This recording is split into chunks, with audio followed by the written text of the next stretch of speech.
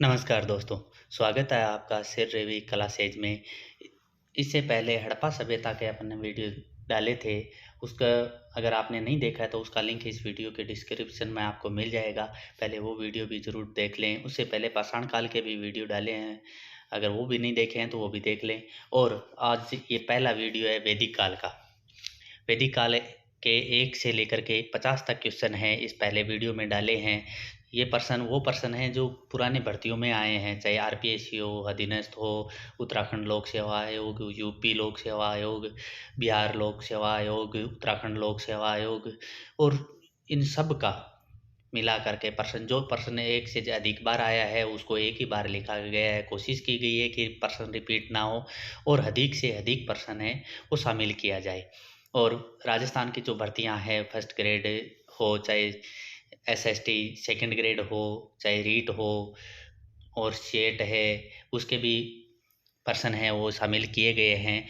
आज तक जितनी भी भर्तियों में प्रश्न पूछे गए वो सारे पर्सन इसमें शामिल किए गए हैं। तो मैं उम्मीद करता हूँ आपको ये वीडियो बहुत अच्छे से पसंद आएगा और आप है वो अधिक से अधिक वीडियो को शेयर कीजिए, चैनल को सब्सक्राइब कीजिए और वीडियो को लाइक कीजिए। अब अपन ज़्यादा समय नहीं लेते हुए वीडियो को स्टार्ट करते हैं। पहला प्रश्न, अष्टखंडीय पुस्तक history of India as told by its own historians निम्न में किसके द्वारा संपादित हुई थी? अब इसमें ऑप्शन देखो, पहला है अलेक्जेंडर कनिंघम, दूसरा है मोंटगोमरी मार्टिन और फ्रांसिस बुकनन, तीसरा है विलियम के और चौथा है एच.एम. एलियट और जॉन डॉनसन। तो इसका जो आंसर हो जाएगा वो हो जाएगा 4 नंबर। 4 नंबर आंसर है वो सही हो जाएगा, एच.एम. एलियट एवं जॉन डॉनसन। यह है अपना राइट आंसर हो जाएगा। ये पुस्तक है वो 1867-68 में लंदन में प्रकाशित हुई थी और इस पुस्तक में मध्यकालीन भारत के बारे में जानने की मुख्य स्रोत के रूप में काम में लिया जाता है। एक मुख्य बहुत ही इम्पोर्टेंट स्रोत है। अगला क्वेश्चन है, विवाह के किस प्रकार में कन्या शुल्क की शर्त होती है? यानी कौन सा प्रकार है जिसमें कन्या का शुल्क दिया जाता है या पैसे दिए जाते हैं? 1 नंबर असुर विवाह है, 2 नंबर ब्रह्म विवाह है, 3 नंबर देव विवाह है, 4 नंबर गंधर्व विवाह है। तो इसमें अपना आंसर हो जाएगा 1 नंबर असुर विवाह है। इसमें जो कन्या का है मूल्य चुकाया जाता है। विवाह जो उत्तर वैदिक काल है उसमें 8 प्रकार के विवाहों का है वो वर्णन मिलता है।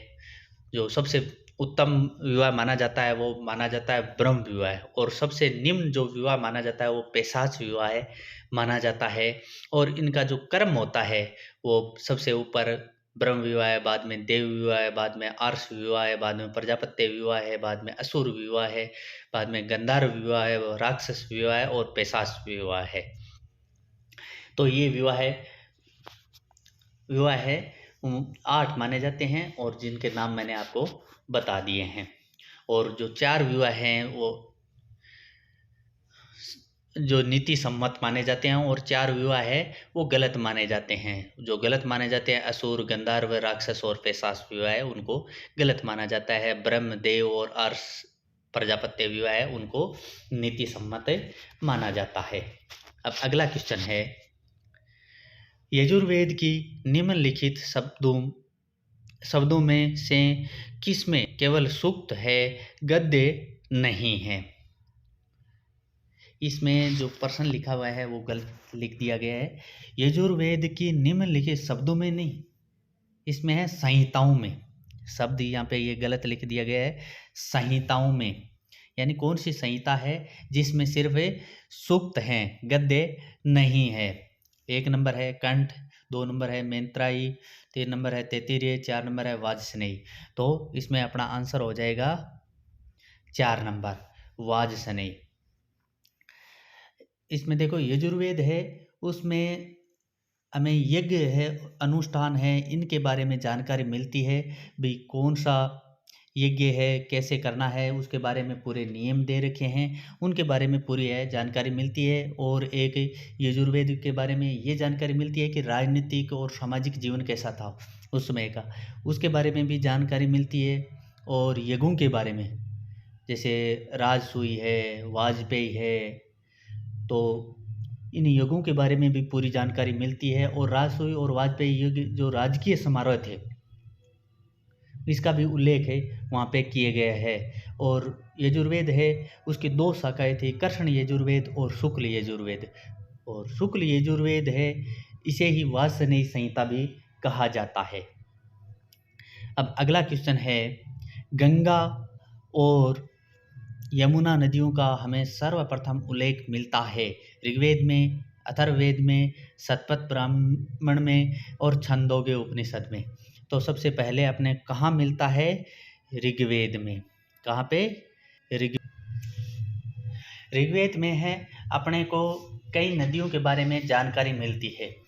गंगा का वैसे तो ऋग्वेद में 1 बार उल्लेख मिलता है, यमुना का 3 बार उल्लेख मिलता है।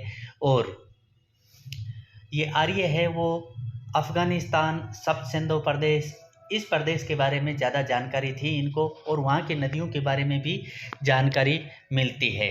जैसे अफगानिस्तान की नदियाँ हैं कुंभा, काबुल नदी, स्वास्तु, स्वात नदी, कुर्मू, कुर्म नदी, गोमती, गोमल नदी, ये सिंध जो अफगानिस्तान क्षेत्र है उसकी ये नदियां हैं। उसके बाद में सिंधु है, वितिस्ता, अस्किनी चिनाब नदी को कहते हैं, विपाशा व्यास नदी, सुतुद्री, सतलज, यमुना, सरस्वती, दृष्टि, सरयू, गंगा, इन नदियों का उल्लेख है वो ऋग्वेद में मिलता है। उसके बाद में अगला क्वेश्चन है 5वां, निम्नलिखित में से कौन एक अनुलोम प्रकार के विवाह का निदर्शन है? अनुलोम प्रकार का विवाह कौन सा है? ब्राह्मण लड़के का एक क्षत्रिय लड़की से विवाह है, क्षत्रिय लड़की का एक क्षत्रिय लड़के से विवाह है, ब्राह्मण लड़के का एक ब्राह्मण लड़की से विवाह है, वैश्य लड़की का एक क्षत्रिय लड़के से विवाह है। तो इसमें अपना ऑप्शन हो जाएगा 1 नंबर। 1 नंबर आंसर हो जाएगा, अनुलोम विवाह है। अनुलोम विवाह में क्या होता है? अनुलोम विवाह में उच्च वर्ण का तो व्यक्ति होता है और निम्न वर्ण की लड़की होती है। आदमी उच्च वर्ण का होता है और लड़की निम्न वर्ण की होती है। और प्रतिलोम विवाह होता है, उसके अंतर्गत उच्च वर्ण की लड़की होती है और निम्न वर्ण का लड़का होता है, वो होता है प्रतिलोम विवाह है। अगला क्वेश्चन दे रखा है 6 नंबर, निम्नलिखित में से कौन मनुस्मृति पर लिखी गई अपनी टीका के लिए प्रसिद्ध है? 1 number Apararka, 2 number Medhatithi, 3 number Vijnaneshwara, 4 number Vishwarupa. तो मनुस्मृति पर टीका है मेघातिथि ने लिखी थी। किसने लिखी थी? मेघातिथि ने। मेघातिथि के अलावा भी कईयों ने मनुस्मृति पर टीका लिखी थी, जैसे गोविंदराज है, कुल्लूक भट्ट है, इन्होंने भी इसके ऊपर मनुस्मृति के ऊपर टीकाएँ हैं वो लिखी थी। अब अगला क्वेश्चन है 7 नंबर। 7 नंबर क्वेश्चन है, धूत क्रीड़ा किस कर्मकांड का अंग थी? वह है, जिस कर्मकांड का अंग थी वह है। 1 नंबर अग्निष्टोम, 2 नंबर अश्वमेध, 3 नंबर राजसूय, 4 नंबर वाजपेयी। तो धूत क्रीड़ा है वो राजसूय यज्ञ था, उसका एक अंग थी। और ये राजसूय यज्ञ इसलिए किया जाता था कि प्रजा को ये संतुष्टि मिल जाए कि अपने राजा के पास दिव्य शक्तियाँ आ गई है। आर्य शब्द इंगित करता है नर जातीय समूह को, 2 नंबर यायावरी जन को, 3 नंबर भाषा समूह को, 4 नंबर श्रेष्ठ वंश को। तो जो आर्य शब्द है वो श्रेष्ठ वंश को इंगित करता है। आर्य शब्द है वैसे संस्कृत भाषा का शब्द है और इस शब्द का अर्थ होता है श्रेष्ठ या कुलीन। अब अगला क्वेश्चन है, ऐसा ही क्वेश्चन है जैसे 8वां है। क्लासिकीय संस्कृति में आर्य शब्द का अर्थ है, आर्य शब्द का अर्थ है ईश्वर में विश्वासी, 2 नंबर वंशानुगत जाति, 3 नंबर किसी विशेष धर्म में विश्वास रखने वाला, 4 नंबर एक उत्तम व्यक्ति। तो इसमें अपना आंसर क्या हो जाएगा? उत्तम व्यक्ति। अगला क्वेश्चन 10 नंबर। 10 नंबर प्रश्न है, सबसे पुराना वेद कौन सा है? Yajurveda, 2 number Rigveda, 3 number Samaveda, 4 number Atharvaveda. तो सबसे पुराना वेद कौन सा है? ऋग्वेद। ऋग्वेद का जो समय है वो माना जाता है 1500 ईसा पूर्व से 1000 ईसा पूर्व तक, और उत्तरवेद का समय है 1000 ईसा पूर्व से 600 ईसा पूर्व तक माना जाता है। अब अगला क्वेश्चन है 11 नंबर। 11 नंबर, त्रयी नाम है। 1 नंबर 3 वेदों का, 2 नंबर धर्म, संघ और युद्ध का, 3 नंबर हिंदू धर्म के 3 देवताओं का, 4 नंबर 3 मौसमों का। तो इसमें अपना आंसर हो जाएगा 1 नंबर 3 वेदों का। वेद त्रयी के नाम से प्रसिद्ध है वो 3 वेद हैं, ऋग्वेद, यजुर्वेद और सामवेद। इन तीनों को वेद त्रयी कहा जाता है। अब अगला क्वेश्चन है 12 नंबर। किस वैदिक ग्रंथ में वर्ण शब्द का सर्वप्रथम नाम उल्लेखित है? यानी वर्ण शब्द का नामोल्लेख है सबसे पहले किस ग्रंथ में मिलता है? ऋग्वेद में, अथर्ववेद में, सामवेद में, यजुर्वेद में। तो वर्ण शब्द का उल्लेख है जो सबसे पहले है ऋग्वेद में मिलता है। किस में मिलता है? ऋग्वेद में। ऋग्वेद में वर्ण शब्द है उसको व्यवसाय के रूप में भी इसका उल्लेख मिलता है, और कहीं कहीं पर उसका जो रंग है उसके रूप उसमें भी उसका प्रयोग मिलता है। जैसे आर्य है, गौरवर्ण है वो आर्य हैं, और कृष्ण वर्ण है वो दास्य हैं। तो वर्ण का अर्थ है 2 रूपों में लिया जाता है, व्यवसाय और कलर दोनों के रूप में लिया जाता था। अगला क्वेश्चन 13 नंबर। वर्ण व्यवस्था से संबंधित पुरुष सूक्त मूलतः पाया जाता है अथर्ववेद में, 2 नंबर सामवेद में, 3 नंबर ऋग्वेद में, 4 नंबर मनुस्मृति में। तो किस में पाया जाता है? ऋग्वेद में। किस में पाया जाता है? ऋग्वेद में। ऋग्वेद में 10वें मंडल के जो 10वां मंडल है उसमें पुरुष सूक्त है।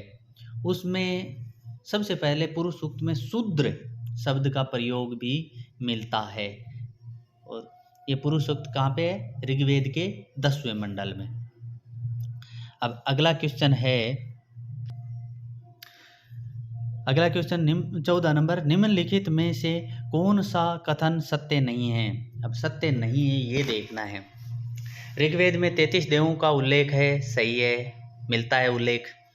4 आश्रमों का सबसे पहला उल्लेख जबालोपनिषद में मिलता है, ये भी सही है। ऋग्वेद काल में कुरु भरत कबीले के विरुद्ध युद्ध करने वाले कबीलों में से एक था। नहीं, कुरु ने भरत के विरुद्ध युद्ध नहीं किया।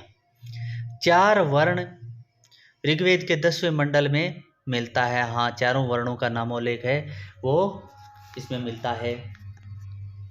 तो इसमें पूछा गया सही नहीं है। सही कौन सा नहीं है? 3 नंबर वाला सही नहीं है, यही अपना आंसर हो जाएगा।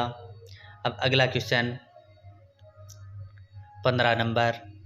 15 नंबर क्वेश्चन है, रामायणीय संहिता संबंध है। रामायणीय संहिता है वो किससे संबंधित है? 1 नंबर ऋग्वेद से, 2 नंबर यजुर्वेद से, 3 नंबर सामवेद से, 4 नंबर अथर्ववेद से। तो किससे संबंधित है? सामवेद से। सामवेद की जो शाखाएं या संहिता है वो 3 मानी जाती है, कौथुम्य, जैमिनीय, रामायणीय। और इनका भी अपना अपना क्षेत्र है। कौथुम्य है वो गुजरात क्षेत्र में ज़्यादा प्रसिद्ध रही, और जैमिनीय है वो कर्नाटक में, रामायणीय है वो महाराष्ट्र में इनका चलन रहा था। उसके बाद में प्रश्न संख्या 16। एकमेवाद्वितीय ब्रह्म सूक्ति उल्लेखित है। एक द्वितीय ब्रह्म सूक्ति उल्लेखित है, यानी कौन से ग्रंथ में उल्लेखित है ये? 1 नंबर छांदोग्य उपनिषद में, 2 नंबर वृहदारण्य उपनिषद में, 3 नंबर कांठोपनिषद में, 4 केनोपनिषद में। तो इसमें अपना आंसर हो जाएगा छांदोग्य उपनिषद में। छांदोग्य उपनिषद है ये बहुत ही इम्पोर्टेंट है, और लगभग हर बार एग्जाम में इस छंदोग्य उपनिषद से क्वेश्चन आता ही आता है, क्योंकि उसमें कई चीज़ें ऐसी है जिसके बारे में एग्जाम में पूछा जाता है। जैसे वासुदेव श्री कृष्ण है, उसको वासुदेव और देवकी का पुत्र के रूप में बताना कि भाई वासुदेव और देवकी का पुत्र है श्री कृष्ण। तो ये पहली बार उल्लेख है वो छंदोग्य उपनिषद में हुआ था। पूर्व जन्म के बारे में विचार भी इसमें मिलता है। इसमें ब्रह्म और आत्मा की भिन्नता के विषय में भी जानकारी मिलती है। और उद्दालक अरुणी तथा उसका पुत्र था श्वेत केतु, इनके बीच में जो विख्यात संवाद है वो भी इसमें मिलता है। सत्यकाम ज्वाला की कथा इसमें मिलती है।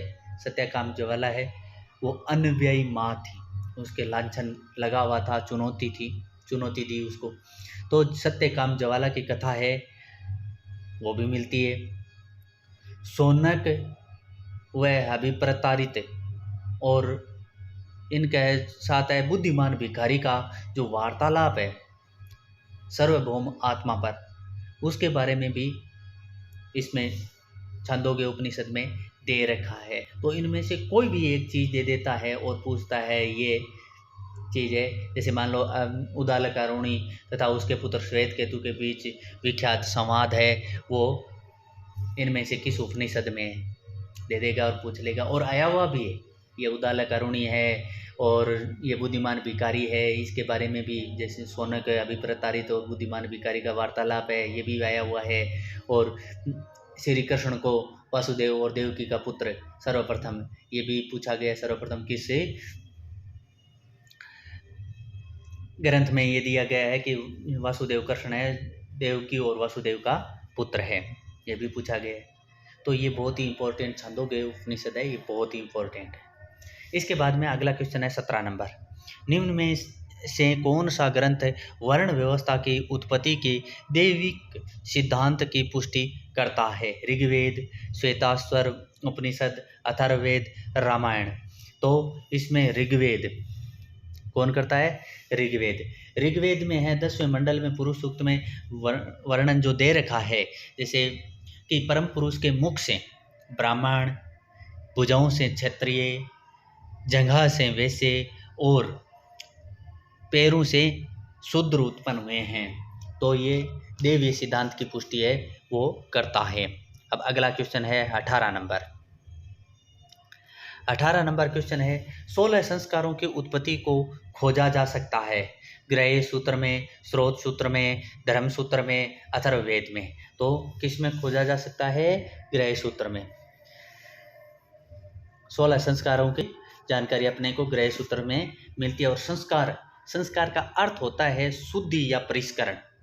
और अलग अलग विद्वान जैसे जैमिनी ने 11 संस्कार बताए थे, गौतम ने 40 बताए थे और याज्ञवल्क्य ने 16 संस्कार बताए थे, और अपने 16 संस्कार ही माने जाते हैं। अगला क्वेश्चन है 19 नंबर। वैदिक आर्य किस देवता की पूजा नहीं करते थे? 1 number Indra, 2 number Marut, 3 number Varuna, 4 number Pashupati. तो किसकी पूजा नहीं करते थे? पशुपति की पूजा नहीं करते थे। पशुपति की पूजा है हड़प्पा सभ्यता में की जाती थी, वैदिक काल में नहीं की जाती थी। अब अगला क्वेश्चन है वेदांग के अंतर्गत निम्नलिखित आते हैं। वेदांग के अंतर्गत कौन कौन से आते हैं ये पूछा गया है। वेदांग, पहले तो ये पता होना चाहिए वेदांग है कितने, तब जाके ये प्रश्न सही होगा।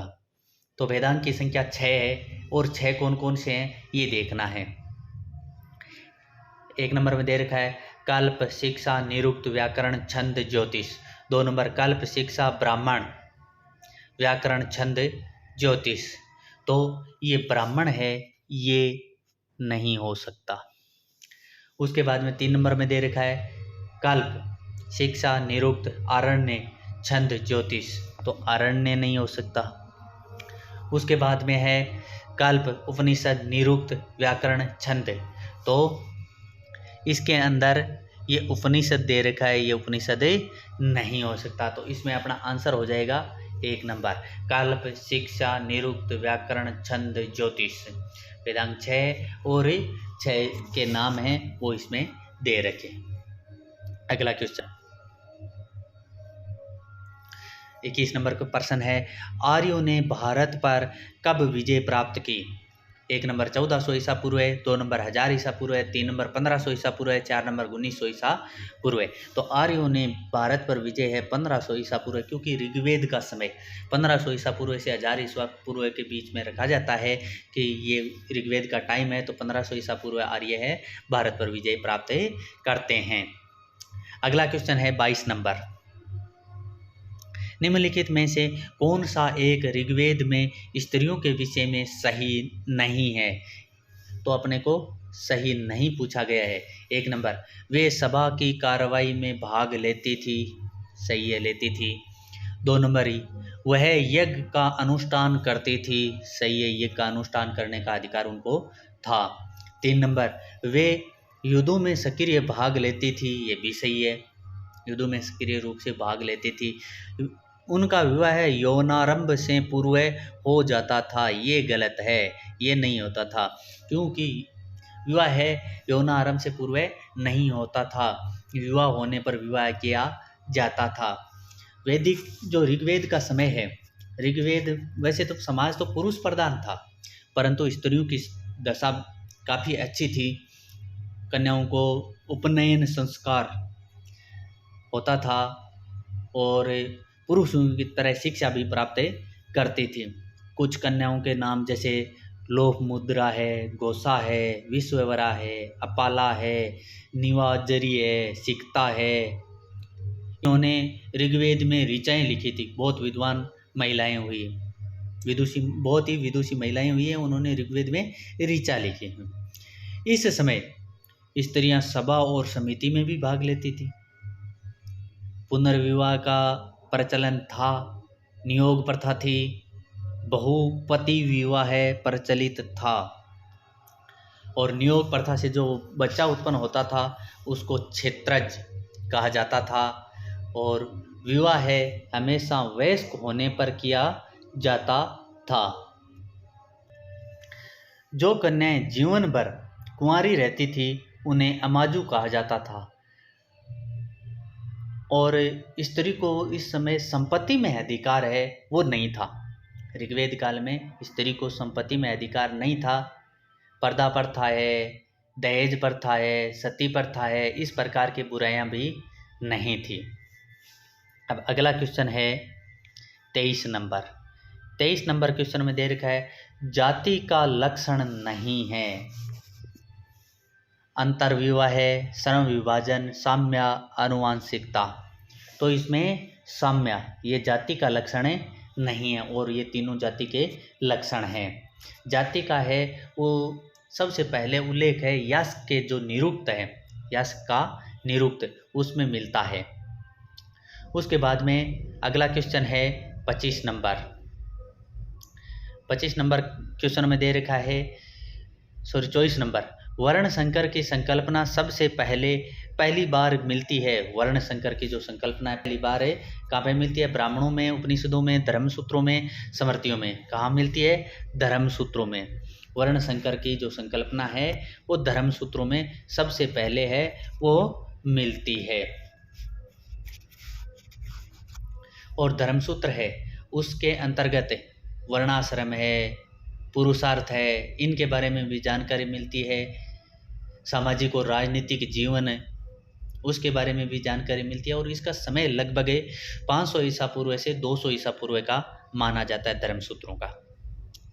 अब अगला क्वेश्चन 25 नंबर है, ऋग्वेद में वर्णित 10 राजन युद्ध किस नदी के तट पर हुआ था? 1 number Saraswati, 2 number Shutudri, 3 number Vyas, 4 number Parushni. तो परुषणी 4 नंबर अपना ऑप्शन है वो सही हो जाएगा। अब अगला क्वेश्चन है 26 नंबर। 26 नंबर क्वेश्चन में दे रखा है, उत्तर वैदिक काल में किस वर्ण को शिक्षा का अधिकार नहीं था? किस वर्ण को शिक्षा का अधिकार है वो नहीं था? वैश्य, क्षत्रिय, ब्राह्मण, शूद्र। तो किसको नहीं था? शूद्र को। शूद्र को है वो अधिकार नहीं था। शूद्र वर्ण का वैसे पहली बार जो उल्लेख मिलता है वो मिलता है ऋग्वेद के 10वें मंडल के पुरुष सूक्त में, और इसमें जो बाद में जो स्मृतियाँ लिखी गई उस काल में कई चीज़ें सामने आती है, उनका कर्तव्य बांटा जाता है। सबसे पहले मनु स्मृति है, उनमें उन शूद्रों का जो कार्य बताया गया है वो बताया गया है। तीन ऊपर के जो तीन वर्ण हैं, ब्राह्मण, क्षत्रिय और वैश्य, उनकी सेवा करना बताया गया है। और उसके बाद में जैसे नरसिंह पुराण है, उसमें जो शूद्रों का पेशा बताया गया है वो बताया गया है कृषि। कृषि उनका मुख्य पेशा बताया गया है। उसके बाद में याज्ञवल्क्य की स्मृति है, उसमें शूद्रों को जो ओंकार मंत्र है उसके स्थान पर ओम की जगह नमः का प्रयोग करने के लिए कहा गया और पंच महायज्ञ कर सकते हैं नमः का प्रयोग करके। मार्कंडेय पुराण है, उसमें यज्ञ करना और दान देना है शूद्रों का कार्य बताया गया है मार्कंडेय पुराण में। और मर्चकटिकम में जो उल्लेख किया गया है वो ब्राह्मण और शूद्र एक ही घाट से पानी पीते थे, पानी भरते थे, इसका उल्लेख है वो मर्चकटिकम में किया गया है। ब्राह्मीर ने व्रत संहिता के चारों वर्णों के लिए अलग अलग मकानों का उल्लेख किया गया है।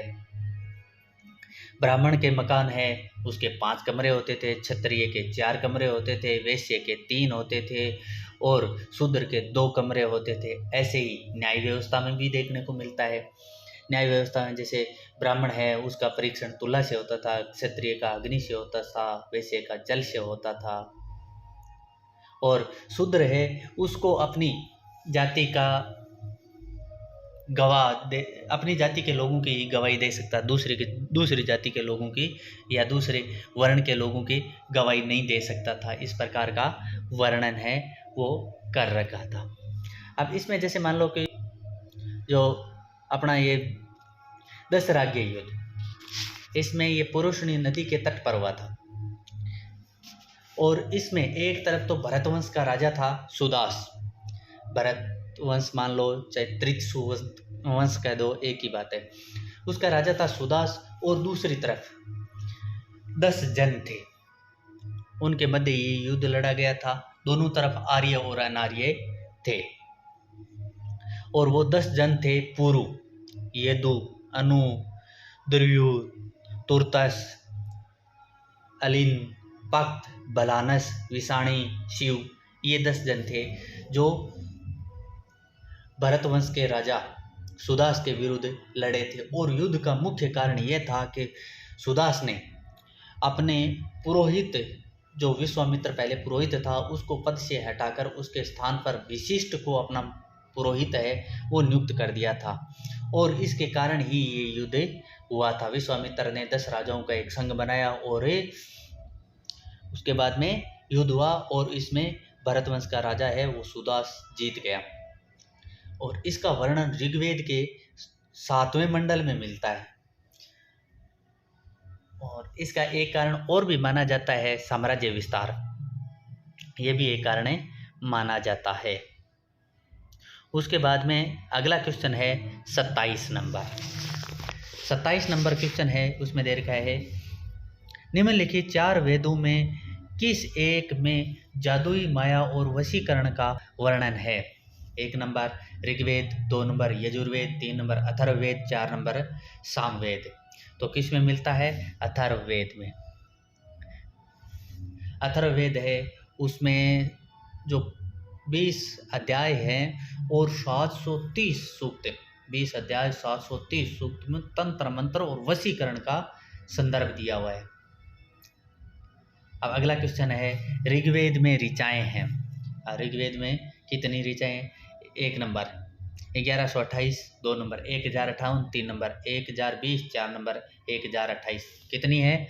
1028।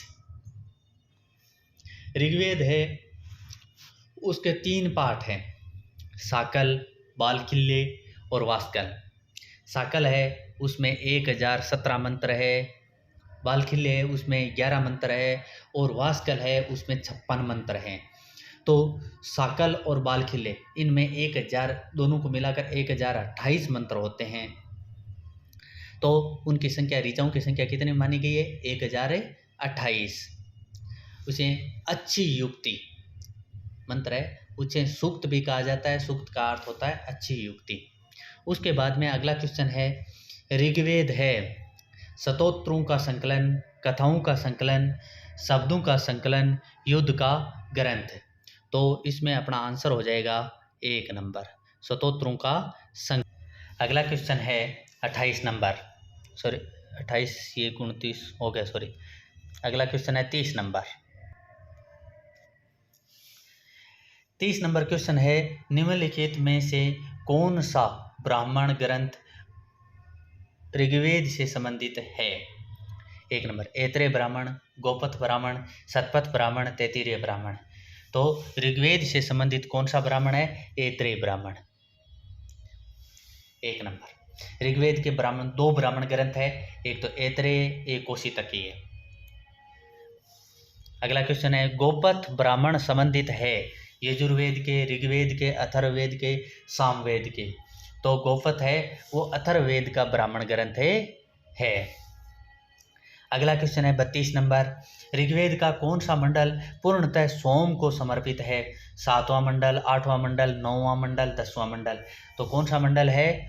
9वां मंडल।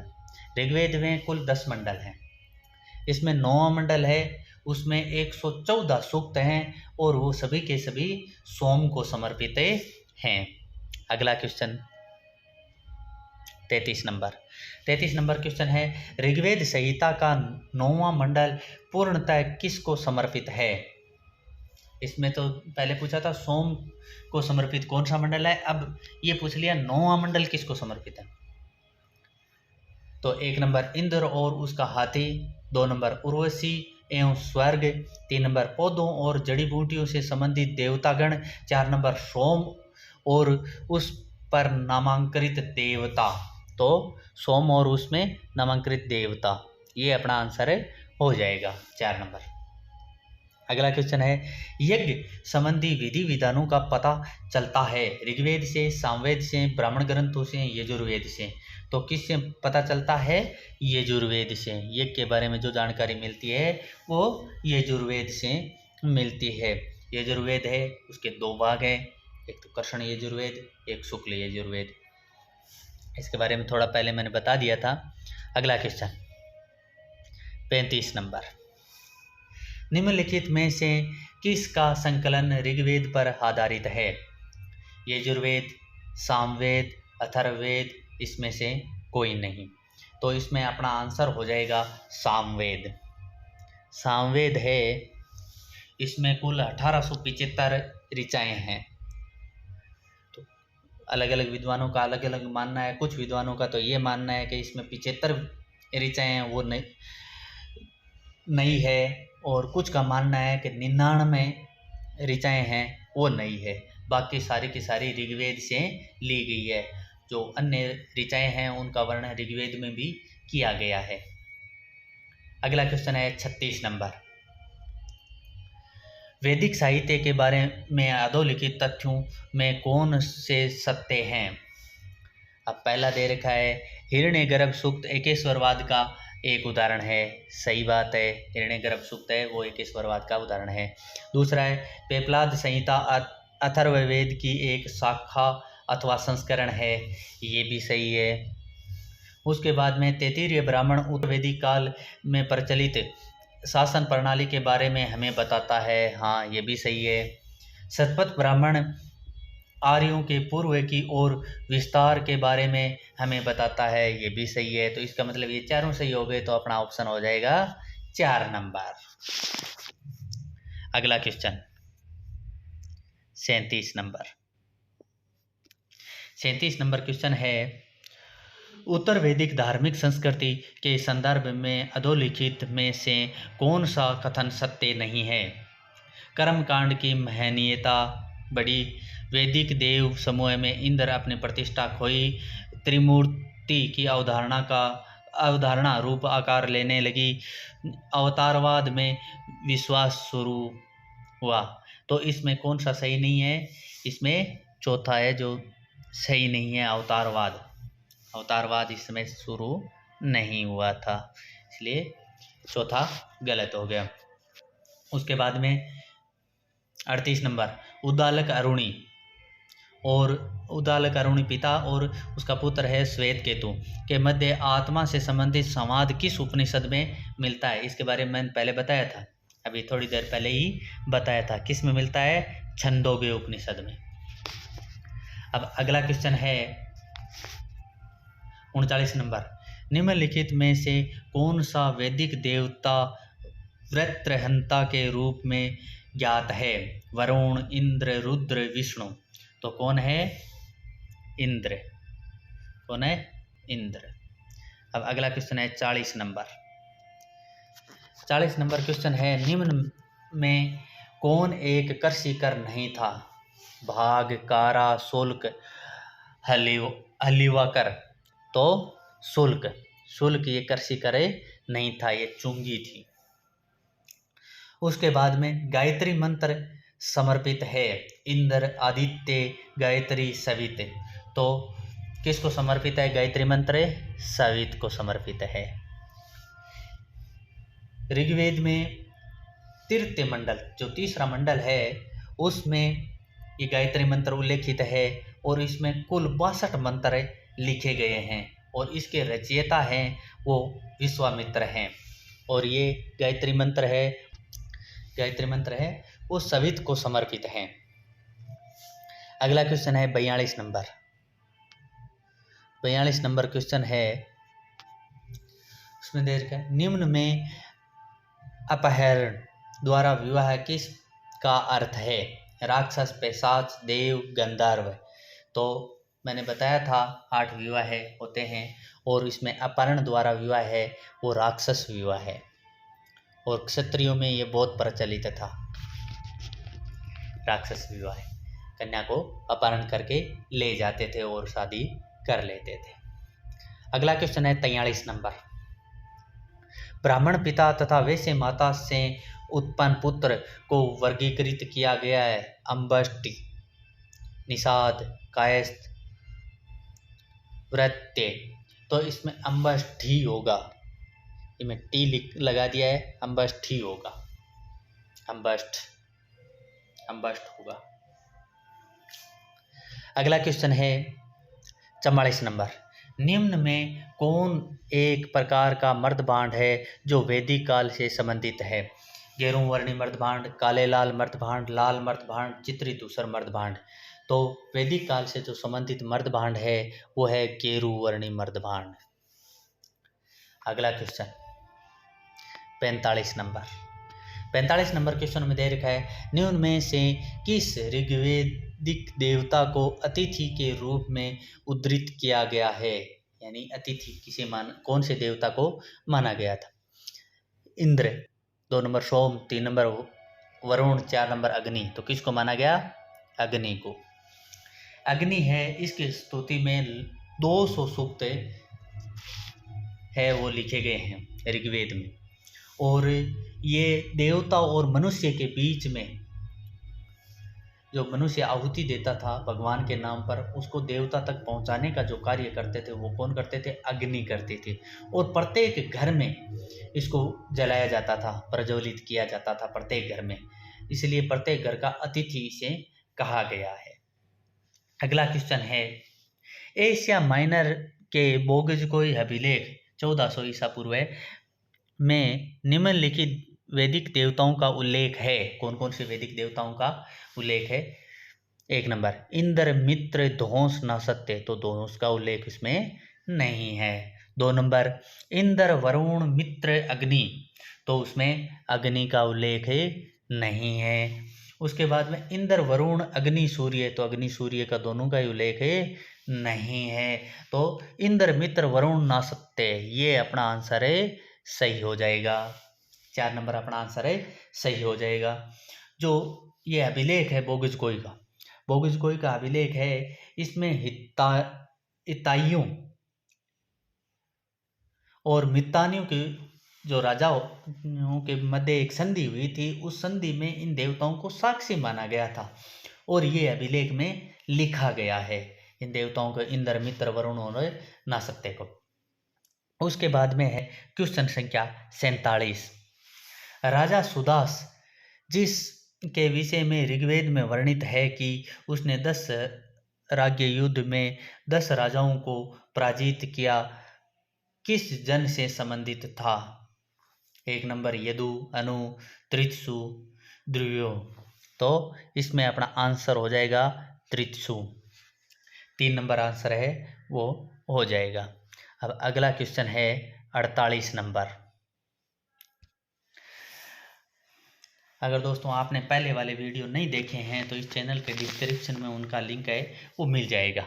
आप एक बार जा कर के वो वीडियो ज़रूर देखें।